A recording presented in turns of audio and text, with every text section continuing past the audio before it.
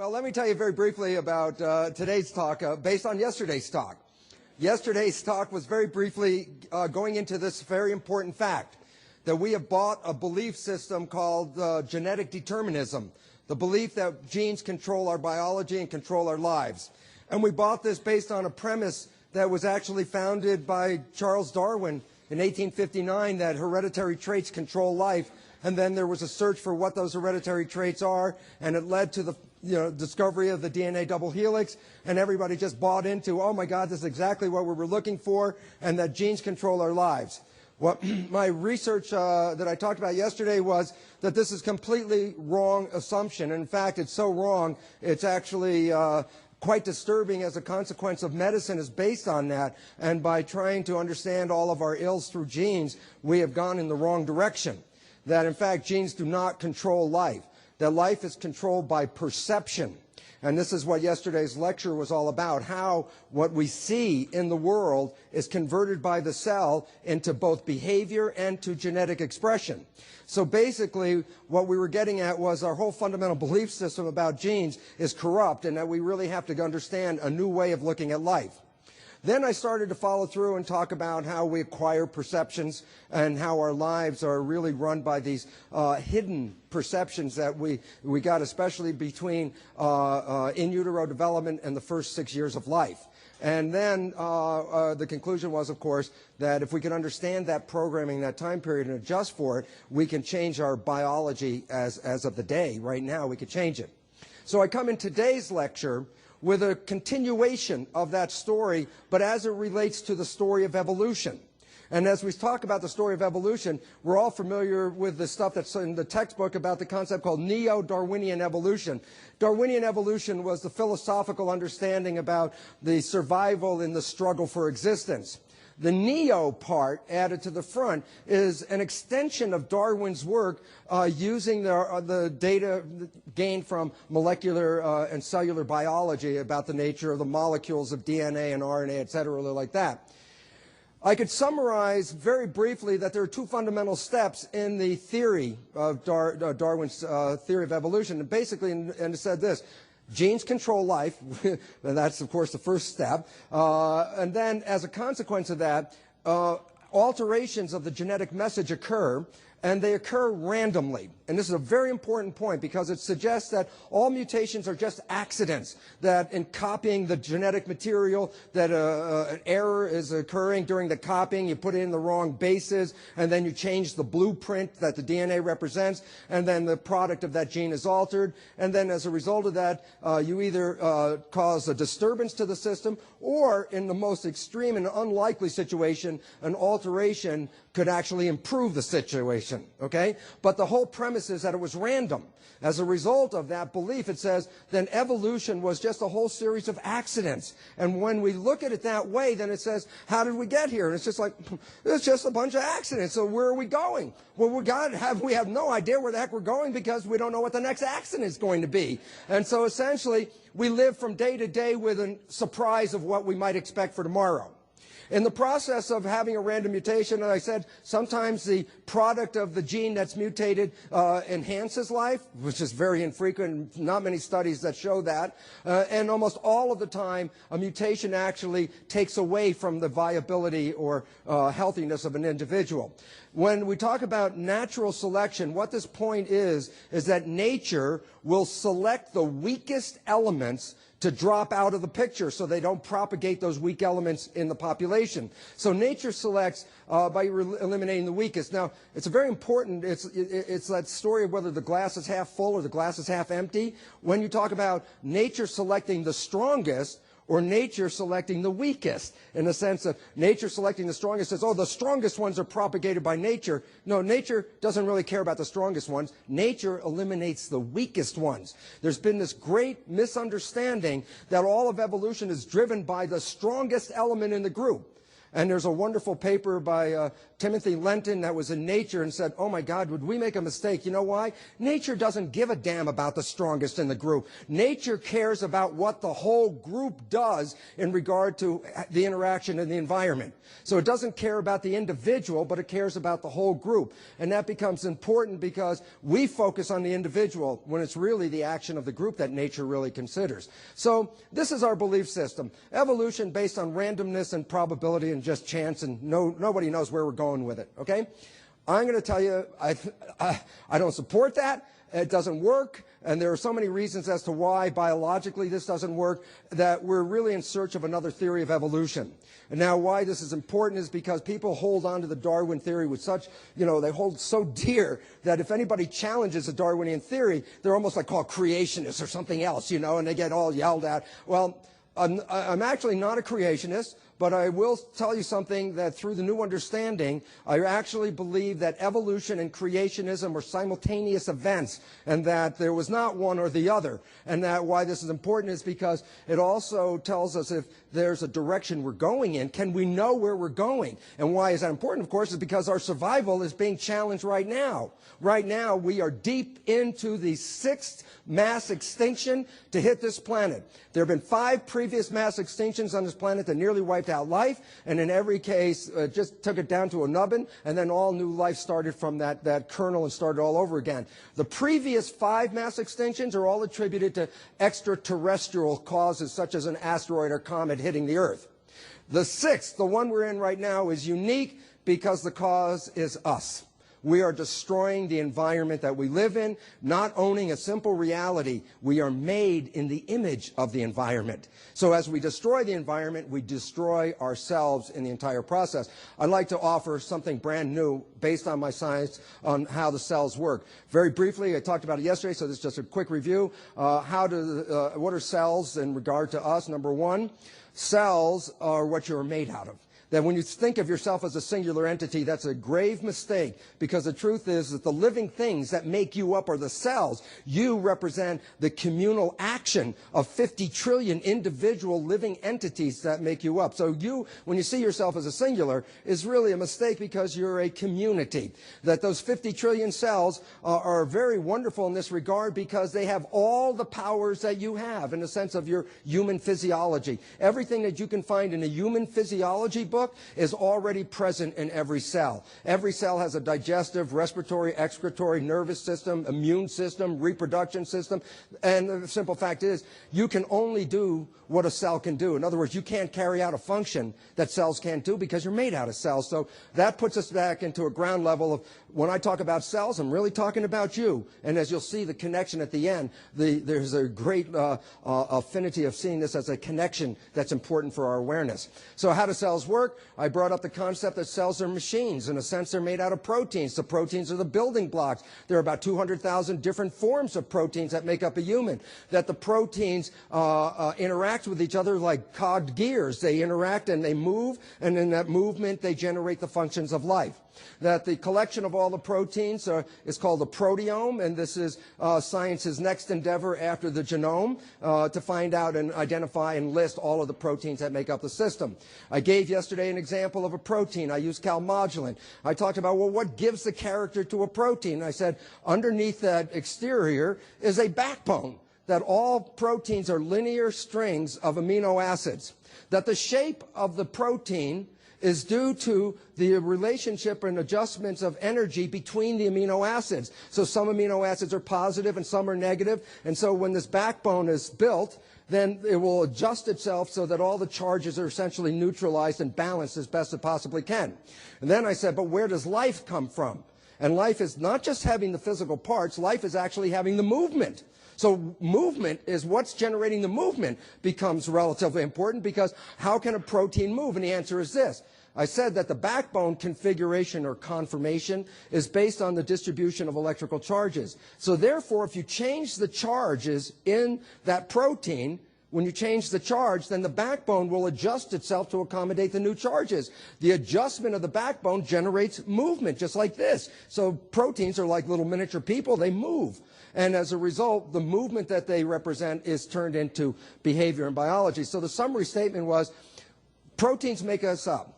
that the proteins respond to signals from the environment, that our conventional understanding of the signals from the field that influences conventional medicine says only molecules and substance of chemistry can cause the proteins to change their backbone. But we now know that that's not true, that energy fields, especially in the quantum mechanical range, those kinds of energy fields are called constructive and destructive interference. Those energies can actually cause the backbone of the protein to change, so that when these signals bind to a protein, it generates behavior. Behavior is the expression of life. Okay? Now the question is, well, what controls the signals? Because in this case, the proteins exist, but the signals are the regulatory element. When a signal is present, the protein works. When a signal is not present, it may not work, or vice versa. So the question is, what controls the cell? And that's where we came in yesterday. We talked about the brain. And I said it was the membrane. The membrane, the skin of the cell, that the genes do not control the cell simply by telling you this. I can remove the genes from the cell, and the cell still has its life, still with the same behaviors and ability to respond to the environment. So the genes, in their absence, suggest that they can't be the ones that's controlling life. We come to the understanding that the skin of the cell is actually the brain of the cell. And I mentioned yesterday that the human skin is also the derivative of the human brain. So our brains are also derived from the skin. The relevance about that is the skin is the interface between the environmental signals and the proteins that create life. So when the signal comes to the membrane, it hits the membrane. There's a switch at the membrane which will interpret the signal and then send a secondary signal to generate the behavior. So the switch has two parts. One part reads the primary environmental signal, and the other part of the switch is what sends the second signal, or second message in some cases. That's what it's called. So the issue is, let's take a look at this membrane, because we're going to find something very interesting about this. And it works like this. The membrane is this structure. It's a bilayer structure. It's actually two rows of molecules with a mirror image of each other. So I'll give an example. There in the middle is the head of a molecule, and this is called a phospholipid. The head is polar, meaning it has positive and negative charges.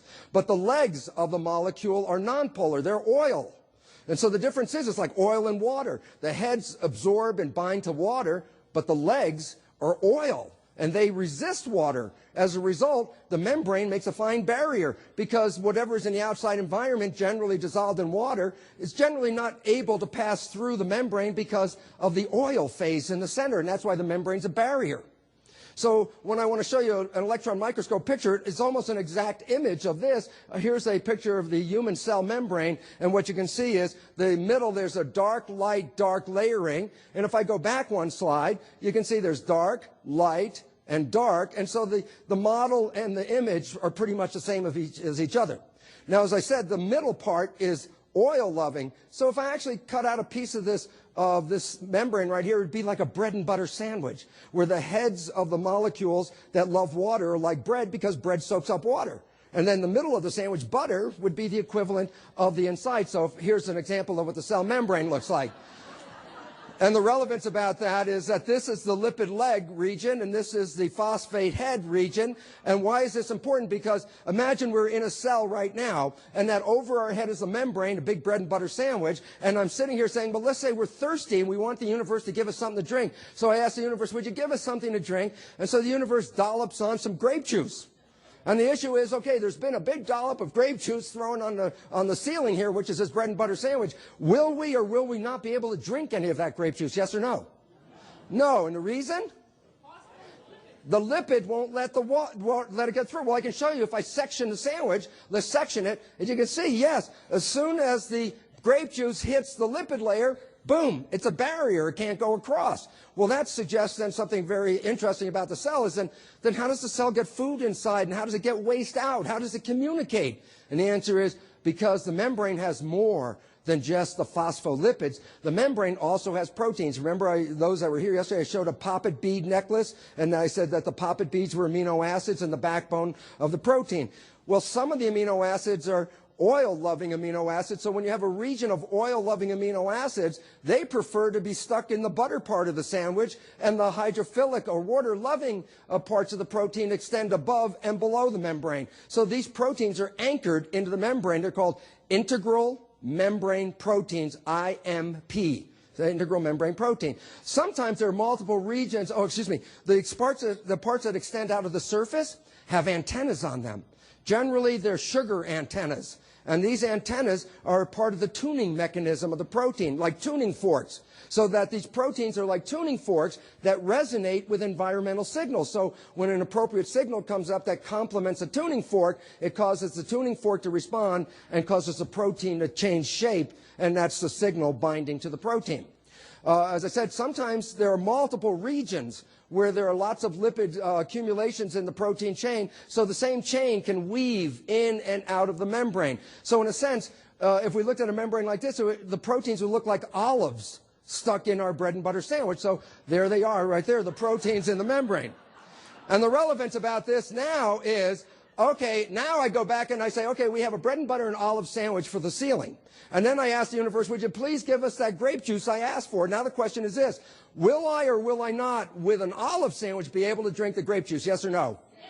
And how did the grape juice come through? Through the olives. Yeah, but the pimento is in the olive, right? Yeah, but the pimento is blocking the channel, right? Let's take a look at it. Oh, you see, when the pimento is in, then nothing can get through the olive. But when the pimento is out, the olive creates a channel. And as a result, I can let things in. Well, the difference is, what does it mean when a pimento is in or out of the olive? And the answer is, if you were here yesterday, I wish you all were. The point is, proteins change shape. So I could have a protein that's tightly wrapped, and when a signal comes in, the backbone of the protein relaxes, and as it relaxes, it opens up. And when the signal's gone, it closes again. So I can open and close the gate. So far, so good, right? Okay, well, the next thing then we talk about is, well, what are these proteins that are built in the membrane? I said there are two classes, one with antennas, which are called receptors, and they're like your receptors, which are in your skin as well. Eyes, ears, nose, taste, touch, pain, pressure, they're receptors built into your membrane.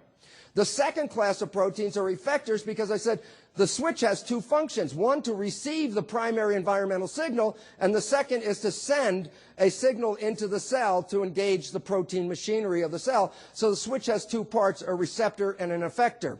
So the issue about a primary signal picked up by the receptor, the secondary signal that goes into the cell and controls the protein gears that do life, is the concept of what the effector is actually doing. Okay, just to illustrate this in a dynamic form, I showed it yesterday. We'll do it one more time, and it shows like this. Here's the two components, the antenna on the receptor scanning the environment, looking for a signal, the connector between the receptor and the effector. And again, look at the shape of this. It doesn't combine or match the shape of this until the signal comes. When the signal comes, it changes the shape, causing this protein to couple to this protein. And when that happens, this protein, like the olive, opens up and sends a signal into the cell that controls the nature of whatever functions attached to that signal. When the primary signal is gone, the switch disconnects. Okay, now the relevance about all this is this represents an important switch. This is a switch that interacts between the environmental signal and the function of the cell. This is the elemental unit of awareness, because these two proteins together are required for a cell to respond to an environmental stimulus. The first part, the receptor, which is an awareness of the environment, is reading the primary signal. The second protein is sending a physical sensation into the cell. Together, they form a unit by definition, which is an awareness of the environment through physical sensation, which is called perception. That is a molecular unit that translates or transduces an environmental signal into behavior. So anything you're doing when you're responding to the environment, you must have perception units that are reading that environmental stimulus, whatever it is, and then adjusting your biology in response to that stimulus, okay? Now, back in 1985, when I was putting all this understanding of how the brain of the cell worked, the membrane, what really clued me in and drove me like, wow, just changed my life was I wrote the definition of the membrane down in the functional definitions I just described. And I sat there in 1985, and what did I write? Well, the first thing is I characterized, remember the lipids that were making up the bread and butter sandwich? It's the bilayer, that it's a mirror image of each other. Note that the molecules are lined up like soldiers on parade. They're in a crystal form. When molecules have a regimented orientation, they're called crystals. But what's really important is there are no chemical bonds anchoring these next to each other. So all the molecules are just standing next to each other. They're not connected to each other. Imagine a lot of people in an elevator. Everybody's standing tight like this. And somebody in the back of the elevator wants to get out. So what do? They all move like this, and somebody gets out to the front. What was the point? All the units in the elevator were all in registration, but they were also movable, that they weren't connected to each other, and they moved by just shuttling around. Well, the point is they're crystalline, but they're not like salt or diamond or quartz. They're movable crystals. So it's called a liquid crystal. So the foundation of the membrane is called a liquid crystal. The next thing I said, well, about the communication. I said, remember when I just put the blue stain on when it was a bread and butter sandwich? It's a non-conductor. Nothing goes through. Then I said, well, wait, put the olives in there. And then I said, yes, now stuff can go through the olives, but here's what's important. When the olives are in there, they don't let everything through. There are potassium channels, sodium channels, chlorine channels. Okay, these are different channels, different olives. And what's the result? They only let in the certain things. So all of a sudden it says things can go through, but not everything. So somewhere it's not a non-conductor. It's not a full conductor. It's in the middle. It's called a semiconductor. So I say, okay, membrane's a semiconductor. And then the last thing I said, well, what are the fundamental proteins that make up this awareness? And I said, well, there were two of them. They were what? The receptor and the effector. Well, the effector I've been talking about is a channel. So basically I said, well, there are receptors and channels. But there's a synonym for receptor called gate. So I write down that the membrane contains gates and channels. So I'm sitting there at that moment in 1985, sit back and look at what I just wrote. The membrane is a liquid crystal semiconductor with gates and channels. And all of a sudden I stop and I think, yeah, wow. You know, I just read that definition someplace, but it wasn't in the sense of biology. Where the heck did I read that? And I look, and there in the corner of my desk is my first Macintosh, and right next to it is a book from Radio Shack called Understanding Your Microprocessor, a book for simpletons like myself on how a computer works. And I said, oh my goodness, I opened up the book, page 3, introduction. And it has a definition that says, a computer chip is a crystal semiconductor with gates and channels. And I go, wow, what a coincidence. What a coincidence. The computer chip and the cell membrane have the same definition. And then all of a sudden, I started to get a little deeper, and I realized, oh my God, this isn't a coincidence. These are exactly the same. Structurally and functionally, they're exactly the same. And so I started to look at it and I said, well, what's a chip? Well, a chip has a base that's a non-conductor right here. Look what the name of it is. It's called a channel. But most of the times, the channel is not open. There's no conduction of the electricity from the negative to the positive right here. This structure is called the gate. And what happens is this is the equivalent of the receptor. When I activate the gate, it causes the channel to become a conductor. Well, remember the protein? When the receptor wasn't activated, the protein was closed. When the receptor was activated, the protein was open. And so basically, it says that, my goodness, when you activate the gate, it causes a change in the conduction property of the channel. And when the channel is conducting, the electricity goes through the channel, and you have a passage or flow of current through it. And this is exactly how the chip works. And when the gate is shut off, then the flow stops again. Well, isn't that exactly what I said happened here? Here's a receptor, here's a channel. When they're not connected, the channel is closed. Important point. Geez, I should have mentioned this, but I will now. Inside the cell membrane, there's a negative charge. Outside the cell membrane, there's a positive charge. And this is called the membrane potential, that all cells are batteries, and that they function by having this charge differential, so that between the membranes, positive on the outside, negative on the inside. Yeah, but that would say then if I opened up the channel, what would happen? And the answer is, if I couple the receptor when it receives a signal to the channel opens up and the current flows across. Is this or is this not exactly what you just saw in the other chip? And the answer is, it's exactly the same. And what really freaked me is like, oh my God, the genes don't control biology. I already knew that. I've been working 10 years on understanding how the membrane worked. Now I realize this, that the cell is a programmable chip, that the nucleus is a hard disk, and the genes are programs. But like in your own computer, the disk doesn't drive your machinery. You have to drive the machinery. And so basically the membrane is the interface where the environmental signals, when typed on the surface of the cell, engage the functions out of the hard drive. And so when you put this all together, you start to recognize the cell membrane's a chip. Well, I did that in 1985, and in 1997, this paper came out in, oops, go backwards. This paper came out in Nature, a biosensor that uses ion channel switches. And here's a cell membrane, here's a receptor, here's a signal binding to a receptor. Underneath the cell membrane, they took a cell membrane and they stuck it to a gold foil, a piece of gold foil like an electrode. They put an electrolyte solution between the membrane and the gold foil. When the channel opened after the receptor was activated, the flow of electricity through the channel activates the electrode, the gold foil, and then they get a digital readout of the action of the receptor. It says right there, the results are displayed on a handheld digital screen. Meaning what? They created a chip out of the cell membrane. But in truth, they didn't create the chip. That was God created the chip. They just stuck the gold foil to the bottom and were able to get the digital readout. So the point is, what my idea was a hypothesis. What this is technology based on that understanding itself. So what they've demonstrated is the cell membrane doesn't just look like a chip. The cell membrane is a chip, and this is very important. I'm not saying it's an analogy. I'm not saying, hey, the cell membrane is like a chip. No. The cell membrane is a chip. It's an organic chip. And what does that mean? Then we go back to the cell and recognize that a cell and a computer are the same in regard to the components of computation. That this is an organic, this is an organic chip on the right, and this is a silicon chip, carbon chip, silicon chip, okay? But the components that are in here are the same as the components in here. I can find them for you and tell you what they are. So when I look at the computer on the left, the one we're all familiar with, I say that central processing unit, the box that was normally under the monitor, is the what? The part that takes the data and converts it into different information.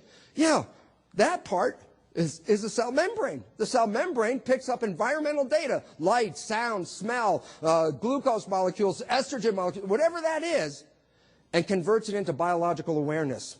So the membrane is the central processor.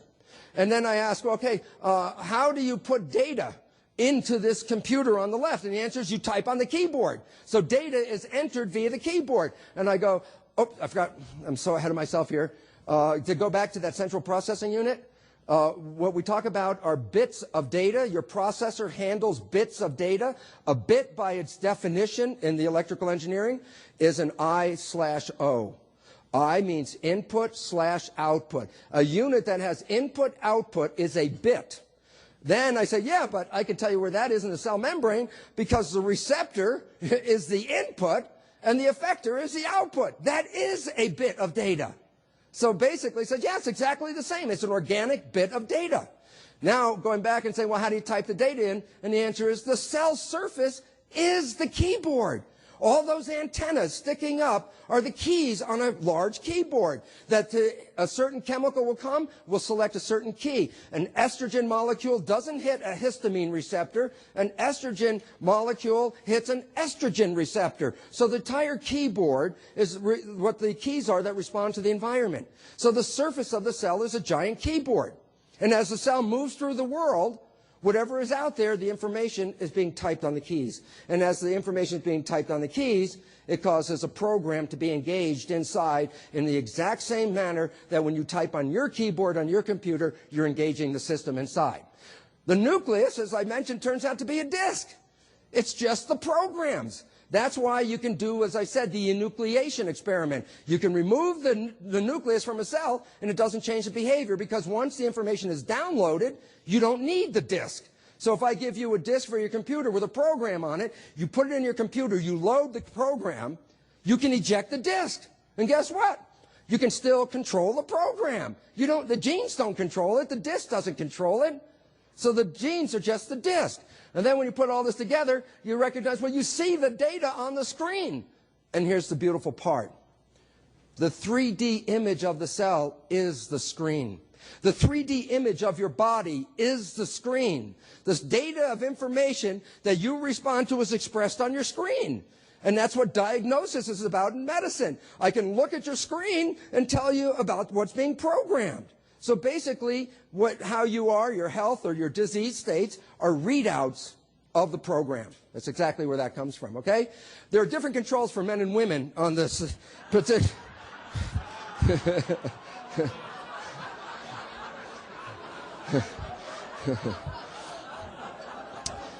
But now comes, I think, for me, what is perhaps for me, now I hope it is for some of you, one of the most profound pieces of information that I ever saw in my life, and that is this. This represents a bit of data.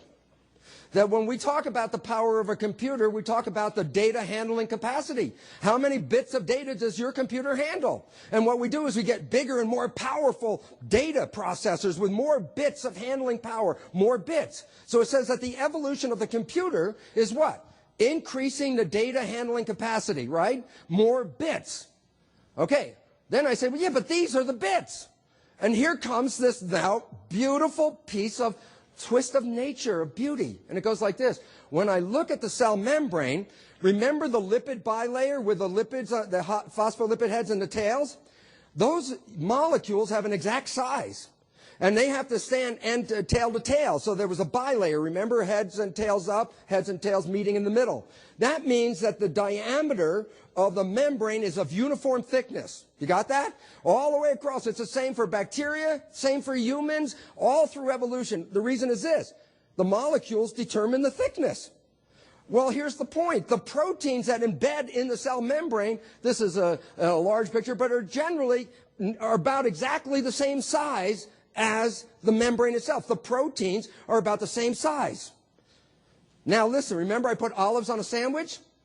And I said, the more olives I have on a sandwich means what? More bits, right? More awareness. But I said, wait, I can't stack the olives on top of each other. Why? Because the membrane has a uniform thickness. This is a real important point. You got this? If I want to add more olives, I can't add it up and down. Where can I add more olives? Sideways, left and right. What does that translate into? You want more olives, and it goes like this. How many olives can I put on a piece of cocktail rye? And how many olives can I put on a big slab of pumpernickel? The bigger the bread, the more olives, right?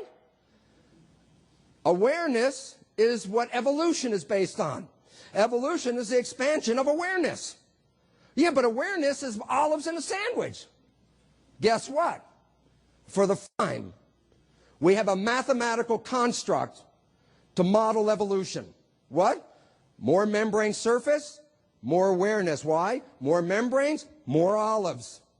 And all of a sudden it says, oh my God, evolution has a mathematical correlation to it. It's not a random event. You can model evolution using geometry. Well, what geometry would you use? Well, I want to tell you, this is on the mathematics of human life, and my dear friend Ralph Abraham, I hope he's not in here because he's like the master of chaos theory, and I hope I'm not embarrassing myself in front of him. He's not here. Cool. Ralph Abraham talks about fractals and chaos, and I want to show you this little excerpt, so it's not me just saying it. It's an excerpt out of this article on the mathematics of human life. Mathematical studies of fractals, this is geometry I'll talk about, reveal that the repetitive branching within branching structure of a fractal represents the best way to get the most surface area within a three-dimensional space. So if I wanted to take a membrane, which is a two-dimensional surface area, and put it into a three-dimensional space, what geometry would I use? Fractal geometry. And then all of a sudden you say, well, what the heck is fractal geometry? Well, we'll go back and say, you and I took geometry in school, but it was called Euclidean geometry. Well, what's Euclidean geometry? Well, remember the graph paper? And you put cubes and cones and spheres and all those things. You plotted them out on a graph paper. Well, when we plotted them, we were using Euclidean geometry. But let's talk, how many dimensions do these structures at the bottom have? When we talk dimensions, how many do they have? Three dimensions. This is a flat surface. How many dimensions does that have? Two. There's a line. Guess how many dimensions that has? One. And there's a dot. Okay, you can guess. How many dimensions in a dot? Zero. Isn't that interesting that the geometry that we're working with has whole dimensions? 0, 1, 2, 3. And the issue is, can I have somebody have a blank piece of paper that I can just destroy? Just a piece of paper I need a destruction. I got one thing. Oh, so small, so bigger. I have a big audience. How many dimensions? Not counting thickness. How many dimensions? Okay, watch. Sleight of hand. How many dimensions? I don't know. 2.5. Why is it 2.5? And the answer is, well, it's actually not 2, and it's not 3. I'll tell you why it's not 3.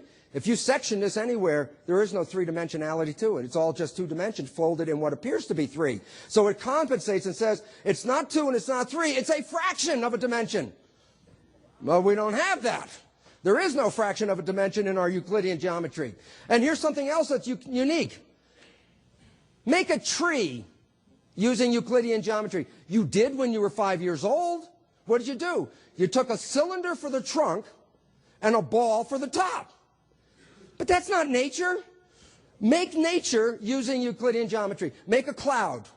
Make a mountain. Make a fern. Nope. You know what? Interesting fact. Nature that we live in is not, programmable using Euclidean geometry. That geometry does not map nature. Nature responds to a different geometry. What does it respond to? A fractional geometry, fractal geometry. What's fractals? Well, they're beautiful equations, and Dr. Kaku yesterday in physics talked about what? He said that when we really understand how life works, the equation is going to be a little tiny, short, simple equation. Well, guess what? The fractal geometry is the simplest mathematic equation. All it has is multiplication and addition. That's all it is. And it's very short. And what is it? It's an iterated equation. What does that mean? It repeats itself. And how do you repeat an equation? The answer is this. You put in a number, start the equation, you get a result. You take that result, feed it back into the same equation, do it again, and you get another result. Take that result and feed it back in over and over and over and over again. I'll give you the simple one. Take a line and cut it in half. That's called the equation. So I start with a line this big, and I cut it in half. Boom. And now what do? I take one of those lines, half, put it back in the equation. What does the equation say? Take a line, cut it in half. So I take that one, cut it in half. Now it's this big. And I put that half back in the equation. I cut it in half. How many times can I do that? Infinite. And this is the character of fractal geometry. It's an infinite geometry. And how does it work? Well, I'll give you an example of an iterated equation. This is called a Koch snowflake. It's an equilateral triangle. And the equation says, on every free surface, create an equilateral triangle whose dimensions are the length of that surface. So the next round is the orange triangle. This equilateral triangle has the length of this side. And same on this side and this side. But now look, I have new sides. I have this side, and I have this side, and this side, and that side. So I make a new triangle, and that's the yellow one. But then on the surface of the yellow one, you see what I'm going through? How many times can I do that? Infinite. Okay. Now, this is the fractal equation, and it's basically a very simple equation, and it deals with taking the number, putting it back in. This is called the Mandelbrot fractal after Benoit Mandelbrot, who worked this at IBM. Actually, he didn't come up with the concept of fractals. Fractals were at the turn of the last century, 2 centuries ago now, by a mathematician called Julia. And the issue is, to see the result of the fractal equation, it's an iterated equation. You have to do it millions of times. You have to take the same equation and repeat it and plot it and plead it and plot it and repeat it and plot it a million times. They didn't have that many graduate students. So the reality is Julia's work was theoretical because nobody could sit there that long and run a million or more equations until Mandelbrot did it at IBM with a supercomputer and then created the first image of a fractal, and this is it. And basically what you're looking at is not a triangle, but in this case a circle, and then you put the next generation is, and you can see the generations in color. So the first one is dark blue, the second one is the green, the third is light blue, the fourth is red, and as you start to see, you go deeper and deeper. Well, blow this up. What is all this fuzzy-looking stuff here? Blow it up, and there you see it again. And what do you see? The image of the Mandelbrot repeats itself ever, ever, ever, ever deeper and deeper. And all that white fuzzy stuff, magnify that, and guess what's in there? The same Mandelbrots all over and over again. Now, you take the Mandelbrot set. Here's an example of it plotted out. And what's interesting is, it's sitting on a large circle right down here, and then there are other ones on top, and other ones on top, and then you see all this stuff, and you say, what the heck is that? And the answer is you blow it up, and you'll see chaos. And in between those chaos, if those are up in the front, you can see the image repeats itself right through the whole structure. You can see it repeating itself again and again. So an inherent character of a fractal is it repeats itself. But number two, you can add chaos. What is adding chaos? Well, remember I said, let's say make the triangle the Koch snowflake, and I say put the triangle in the dead center of the face. But now I can add chaos. What I can do is add part to the equation and say flip a coin. If it comes up head, move it to the left of the center. If it comes up tail, move it to the right center. I add a little variation. And when you do that, you can take the same Mandelbrot equation, add the variation, and look what you get. And all this stuff, you say, what the heck is all this stuff? Blow it up. And it's more in designs that are just phenomenal in nature. And you can go deeper and deeper, and it repeats itself again and again. And so what it says is that as you go through the geometry, higher or lower, the same images, or self-similar images actually, are repeated throughout the spectrum of infinity. Okay? One more, let's see. Let me show you this. This is a fly-through. It's not the greatest resolution, but you're flying, imagine you had crosshairs in the center, and you're flying through a fractal. And this is what the fractal will look like as you fly through it. As you start to go deeper and deeper, it gets more exotic. And oh, look, here's the Mandelbrot set. But we're going right here. We're focusing right here. And just keep your eyes right there, and we'll come back deeper and deeper and deeper. And look at all this elaborate, beautiful symmetry and stuff that's going on here. It's all coming up. All this geometry is what? Here it comes again. The Mandelbrot set. And it says all this geometry is variations on the chaos of that Mandelbrot equation. Okay? Now, I say, let's look at nature. Well, here's a picture of mountains and clouds. You know what? This is a fractal equation. This is a computer-generated picture by putting math into a fractal equation. And boy, does that look like the Earth or not. You want to see something else? There is a fractal equation. And what we found is that the Earth and the biosphere are fractal images that are repeated infinitely above and below. Here's an example of a real vegetable. It's sort of a mixture between broccoli and cauliflower. And look at it. It's a fractal. A perfect, beautiful fractal. And then, here's my backyard. And this is a tree. And you say, is that a fractal? I can tell you it is. Why? Watch this. I will take a piece of this picture, cut it out over here, that square, cut that image out, and I'm going to move a copy of that image, and I'll just bring it up into the tree and drop it, paste it, cut and paste. Paste, remove the lines. Where is it? Self-similar. The tree is a self-similar repeating image. So I can take a piece of the tree and it represents the tree anywhere else. Nature is fractal, guaranteed. Okay, that's what's going on. Relevance of fractal. As you go up or down the infinite scale, the images repeat themselves. And this is this is called the Rosetta Stone, found in Alexandria, Egypt, 1799. When they found this stone, they had no understanding of all the hieroglyphics all over the ancient buildings of Egypt. There was no understanding about it. But when they found this stone, which is about 3 feet high, 2 feet wide, there were 3 languages on it. Greek at the bottom, Demotic, which is a more modern form of Egyptian writing, and the ancient form hieroglyphics. When they interpreted the Greek story, it was about some kings and queens. Then they went up to the Demotic, and they started to interpret that. Guess what? Same story, same kings and queens. The intuitive leap. If the bottom 2 tell the same story, what's the possibility the top one is telling the same story? And through this little piece of hieroglyphics, they deciphered the hieroglyphics in all of Egypt. And it was all based on what? It's based on, oh, as it is above, it is below. Why is that relevant for the story that we want to have? Because when I look at the Rosetta Stone in regard to biology, there's a cell, there's a human, and there's a human civilization. I told you already that you are made in the image of a cell. Everything that you do is built into the cell. You are a cell reincarnate.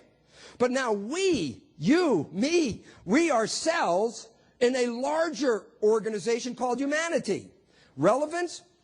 If you understand the principles of life at the lower level, then you fundamentally know the principles of life required at the higher level. And why do we need this now?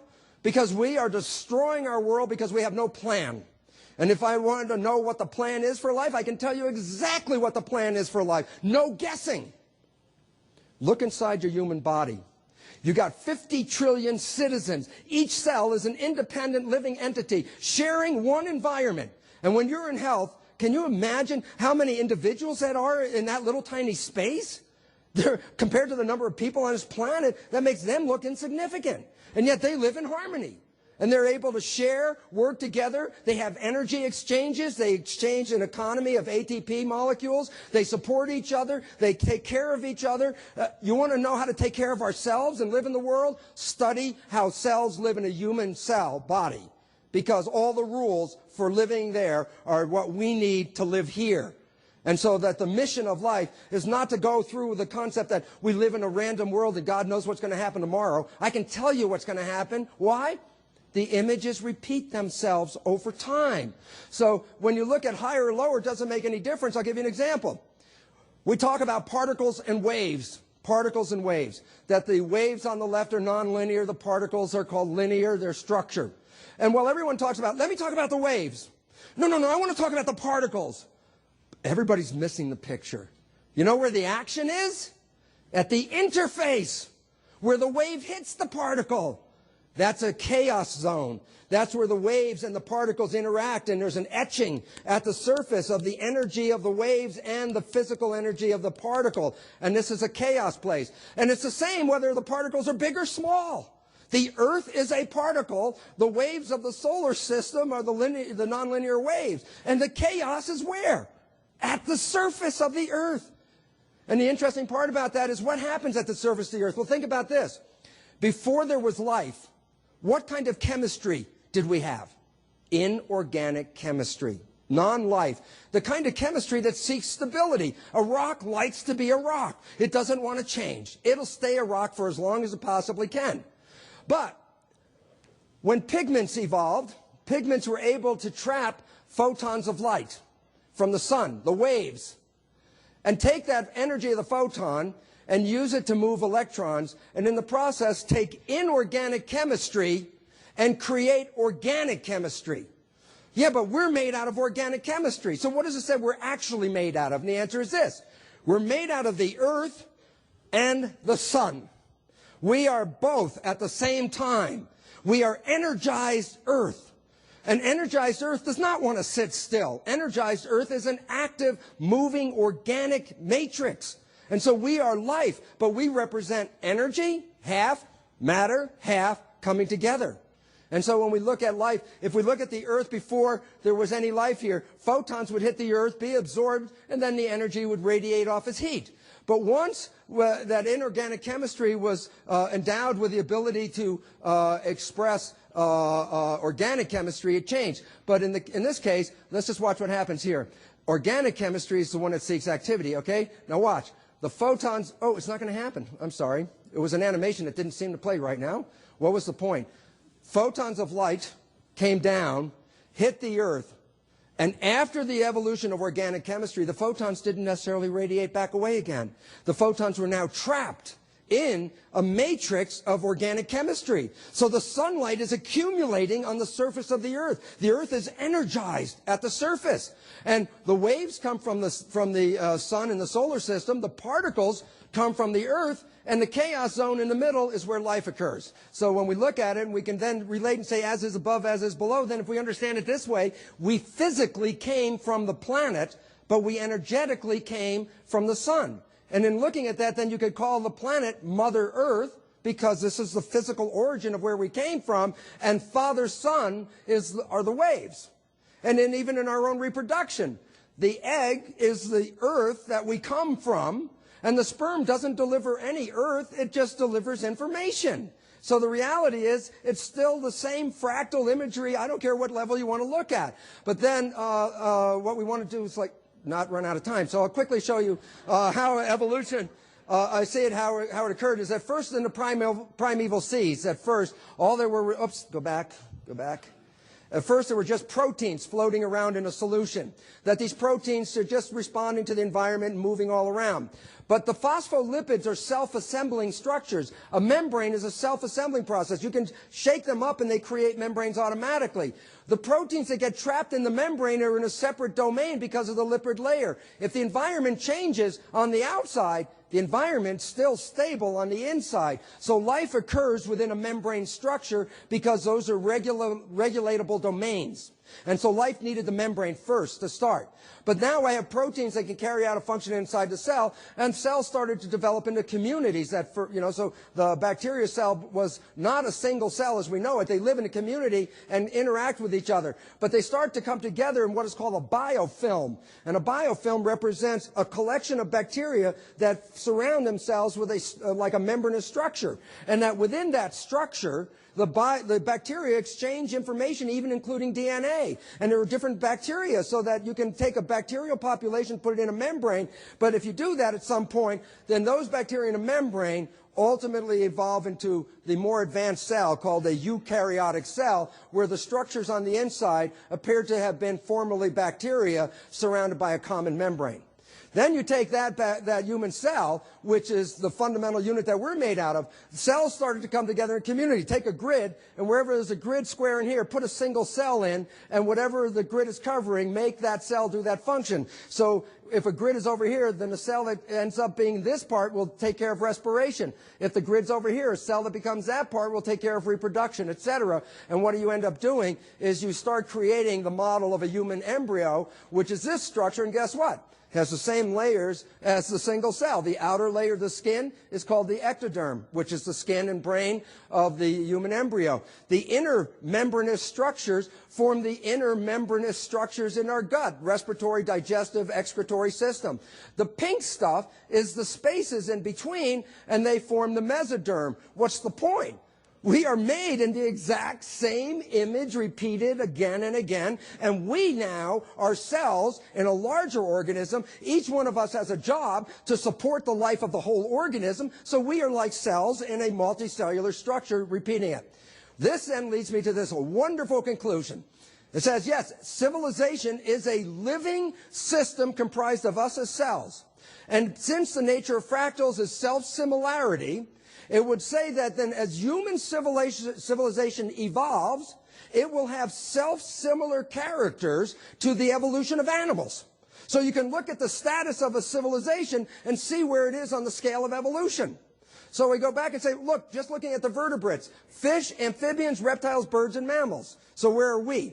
Well, first of all, the fish cultures were in human evolution was called mariculture. These were the first civilizations we now recognize were on the planet. They lived at the edge of all the continents. They traveled across the water, continent to continent. They had to live with the water. Water, if there was water, they could live wherever that water was. But the next evolution was amphibians. Amphibians were unique. They took the water with them to the land. They didn't have to depend on being in the water anymore. They could take water with them. So the reality is, the amphibian phase of human civilization was agriculture, where we no longer were restricted to the water at the periphery, but using viaducts and irrigation systems, move into the land and populate the land, as the amphibians did. After the agriculture period, or amphibian period, come reptiles. Well, reptiles, if you ever see like these little reptiles, they're like little digital organisms. They click their head, their tongues flick, their eyes click, click like this. And you watch them and they're almost like machines. And in fact, dinosaurs are the fullest machine nature of a reptile. Here's why. A dinosaur and a lizard are exactly the same except scale. And when I was a kid, before animation in Jurassic Park, they made dinosaur movies like 100 million years BC or something, Victor Mature, God, that's a million years ago. And what did they have? They had dinosaurs, but what were dinosaurs? They took these little tiny lizard and glued some horns on them and stuff like that, and they photographed them real close, and God, they looked like dinosaurs. And the fact is, they are. And dinosaurs are called machines. And the interesting thing about it, but here's where evolution went astray, because when the environment was perfectly stable and lush like it was in that period, then the evolution changed the dynamic, because evolution was expanding awareness. But at this point, when everything was stable, guess what? You could take a 5-inch lizard as a model. Let me give you an example. 5-inch lizard. The hind leg makes a movement like this. And I say, well, how many muscles does it take to move that? So I say 10 muscles. How many nerves does it take to fire those 10 muscles? 1. Okay. Now you take that 5-inch lizard and you make it 50 feet. Now the leg is this big. And it can still do this. Well, how many muscles does it take? 10 million to move that leg. How many nerves does it take? One. And that's why the dinosaurs grew bigger and bigger and bigger, and their brains were these little tiny things. Why? Same model, just played them bigger again. But the problem was, if the environment changed, there wasn't enough awareness in that brain to run the machine and change the dynamics. As long as everything stayed the same, you could run it exactly the same. But when an evolutionary change occurred in the environment, their awareness wasn't big enough to handle the system. They died out. But the interesting thing about that is awareness and body have a relationship. You know what they are? Awareness is brain, brain awareness, body is administration. What is administration? It handles the details of what the brain says. So that what happened in the dinosaur period was an imbalance started to occur, where the awareness stayed small, but the administration got bigger and bigger and bigger. Well, it's just like the world we live in. Government, healthcare, education, every one of these has small awareness and massive administration. We are in a dinosaur period right now. But there's some more relevant. What is the fuel that fuels our civilization today? The fossil fuel. The character of the dinosaur period is fueling our civilization. And the head of the country is what? The head dinosaur. He represents the oil company. Okay? Now, I'm going to come back to this in a minute because there's an interesting character to it, but let's talk about the evolution of the next two phases. So, what are reptiles? Reptiles is when the civilization hit the industrial age, the machine age. But then birds came from that machine age. Yeah. Does anybody remember when our bird civilization started? Wilbur and Orville Wright, 100 years ago. That change in evolution, this airplane changed the entire planet. Because no longer was it a forever distant place. You can connect anywhere. So we went from the industrial age, we entered the age of aviation and changed civilization on this planet. So now I ask you, what was the fullest extent of the bird phase of human civilization? The fullest evolution, what happened? We landed on the moon. And you know what happened? They sent back an icon that changed civilization. It was the picture of the Earth on the moon. It's behind this picture. And why did it change civilization? Mainly people like you in this room are the changes. It represented something when you looked at that and you said, oh my God, that's all there is. That's all we have. Is that little thing. And all of a sudden the idea said, maybe we better take care of that place. Maybe we better take care of that water. Maybe we better look after that air. Maybe we better not pollute the ground anymore, because we'll destroy our own habitat. And that is called taking care of, is nurturing. Nurturers are what animal? Mammals are nurturers. And that's where we are now. But we're not all the way there, because there was a time where there were dinosaurs, mammals, and birds at the same time. And what happened was there was a crash of the dinosaurs. And the meek, the mammals, took over. We are the meek. And the difference between reptiles and mammals is reptiles are conscious and mammals are self-conscious. Meaning, reptiles live for the moment. They don't see the future. They live for what's happening right here and right now. Mammals plan what they do now to live in the future. And now George Bush may not be a willing participant. He just happens to be the person that's at the head of the show as doing what? The reptile. And to give you the consciousness of that reptile, I need not give you any better example than the war in Iraq. Why? Because they had enough awareness to get us into the war, and they couldn't even think 6 weeks down the road when the war was over.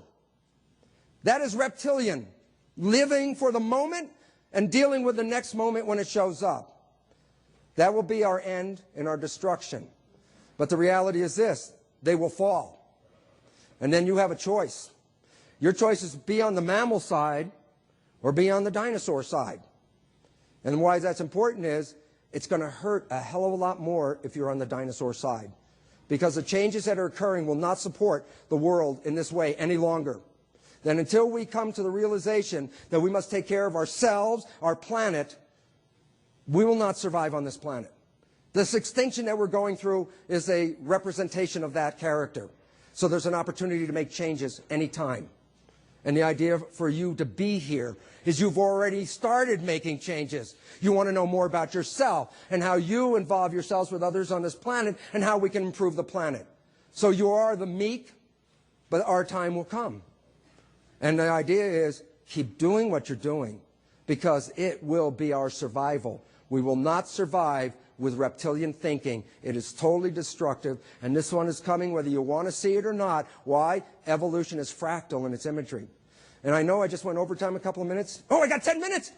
Oh, I got some great slides. The last 10 minutes, hold on. What's the evolution of this? I'll tell you what the evolution is. When it's fully evolved, it's the cell. The earth is a cell. And you and I are proteins in the membrane of the cell. We are perception units in the membrane, the skin of the planet. We receive awareness, and we turn that into behavior and life on this planet. We start to see the image right, the planet will survive. But if we do it wrong, it's pathology, and we're not going to make it. Now, the last closing slides are this. All the people out here in the room are individuals. Every one of you is an individual person. You have your own name, your own identity, but you have something more than that. Your cells know you and have your brand on them, and nobody else has that brand. If I take your cells and put it into the person sitting next to you, what's going to happen to those cells? They'll be rejected by the immune system of the recipient. For what reason? They're called not self. So all of a sudden they say, where's the self? What is the self? What makes you, you, and the person next to you not you? Protein, so I'm going to get to it.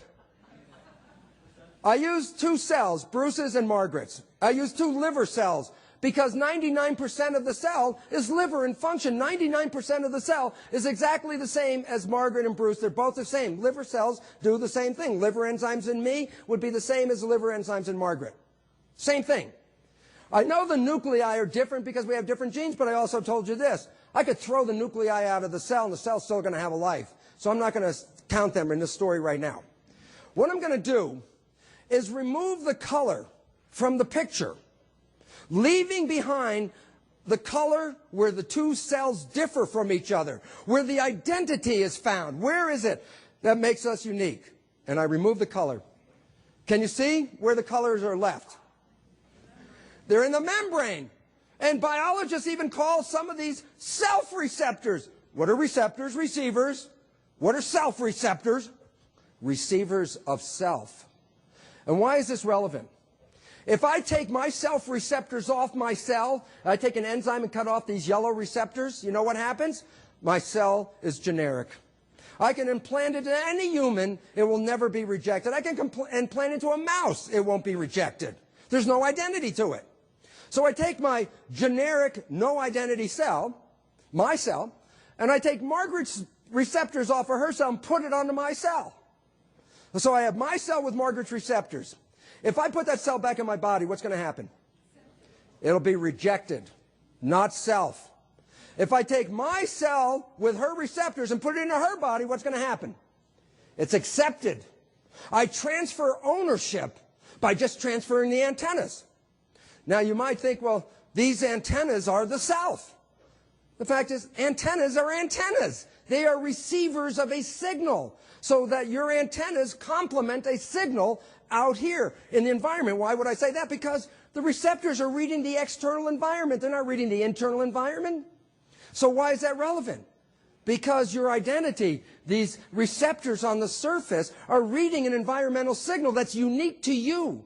And if I take that signal and transfer it to somebody else's cell, then that cell becomes your cell because that signal is going to control the cell. The signals that come in from the outside give it the identity. And the relevance about that is that, let's just say, I'll start with this first, give you another story about it. If I take your receptors and I put it on an embryo, and I let the embryo develop with those receptors, who is that individual? It's you. But did I say, was it a male cell or a female cell? Did I say it was a white human or a black human? Well, that wasn't relevant. The identity and the body are two different things. One controls the body. What does this mean? It says that in a future date, if an embryo shows up and just happens to have the same set of receptors on its surface that you express now, you're back online again. That you've never died. What do you mean I never died? Well, I'll give you an example. As of late, because of the large number of transplant operations, heart-lung combinations, when people receive heart-lungs from other people, they don't just receive the organ, they begin to acquire the character of the person who donated the organ. Here's a fact that's so amazing. A young girl got murdered. Her heart was transferred to another person. That other person was able to identify the murderer for the police. It lived and knows. What was the point? You'd say, oh, the cells are carrying the memory. I'm going to tell you something. I'm a cellular biologist. The brain that cells that membrane. It does not have the awareness capacity to distinguish chicken McNuggets and beer from anything else in the world. It doesn't do that. The memory is not in the cell. The memory is in the field. We are a broadcast. This is a television set. We have antennas. When the picture tube breaks on your television, what do you say about the TV? The TV is dead. Yeah, TV dead. But did the broadcast stop? No. Well, how can you tell that? You get another TV set, you plug it in, you turn it on, you do one other thing. What do? Tune it to the station. And when you hit that frequency, boom, it's back on again. That we are immortal. We don't even live in this system. This is a system for us to come into and then live out life. And then you might say, well, Bruce, which I ask my own self, I say, Bruce, if I live out there, then why live in here? Why this? And my cells gave me an answer. And my cells said to me this, Bruce, if you're just a spirit, what does chocolate taste like? What does a sunset look like? What does being in love feel like? Why is that relevant? The answer is, it's the cells that take that environmental information and convert it into an awareness that I can understand. That the real world out here is converted into electromagnetic vibrations. I'm reading the energy. I'm not reading the chemistry. I'm not physically seeing the light. I'm reading the energy of that. So my physical body is a device to sense the world. It's a device to come in here to create a world. That if anybody has the fondest idea of a heaven and they're looking elsewhere, I think it's a great mistake. Because your opportunity was to come here to create what you thought you would create in heaven. And because it looks like hell, that's because you bought other people's creations. And that you have the opportunity to take over your own life and create your own life. And I didn't know that as a cellular biologist who was teaching biochemistry and genes. But when I owned it, and I caught a hold of those beliefs that I acquired in the first few years, the limiting beliefs. The one that said you can't heal yourself. The one that said you can't do this, you're not smart enough, you're not good enough, whatever those things are, we all heard, and then we become. If you eliminate those and have a blank slate and create what you want, you can create anything on this planet, including that dream you thought heaven was. It's your dream. You can create it here. And the lesson is, we let go of this physical reality and own who you really are. Who are you? Well, the simple reality is this. You know those receptors? Let's say that they're like, let's say the membrane's opaque. Let's say the membrane is opaque. Nothing gets in. So what color is on the inside if nothing gets in? Black. But now I say, my self-receptors are yellow, so it's like wearing a yellow sunglasses. Margaret's self-receptors over there are red. She's wearing a red sunglasses. And the light can come through the membrane, so what color is on the inside of mine? And on hers, red. And what's the point? Where did the color come from? Where did the color come from? From out here. All that is. And what does it represent? I am just a narrow frequency of the whole white light. You are a narrow frequency of the white light. You are a narrow frequency of the white light. Every one of you. What does it mean To me as a biologist, it means this. When people talk about the white light coming back to the planet, they generally envision some person like a Jesus coming back. I think that's the biggest error of all time. The white light is here. The white light is when you put all of the frequencies together, you have white light. If you remove one solitary single frequency from the white light, you do not have white light. When we take a person and say this person doesn't fit and doesn't belong, and you throw them out, you cannot have white light. The biggest lesson is to find out we are one living organism called humanity. We are all the cells in that organism, that every human is a cell in that organism, but their educations are not correct. And it's readjusting the education and letting go of all the history in the past that made limitations and self-sabotaging beliefs. It's forgiving and letting go and starting with a white blank page saying, what do you want from here on, not who did what to who back then. And this from a biologist who didn't know a damn thing about life until this understanding of the membrane hit me. And the reality is, I sit here in awe. Every day I wake up in awe to be on this planet. And if you're not seeing that, then it's time for readjusting the glasses. It's time to see it again. Because all of you, the person sitting next to you, the person sitting behind you, are part of this white light. And as a biologist, all I can say is, man, we have really wasted a lot of time. And yet the heaven is when we walk out this door, it's available to you right now. Thank you very much for your listening. I appreciate it very much. Thank you. Thank you very much. Thank you. Thank you. Thank you very much.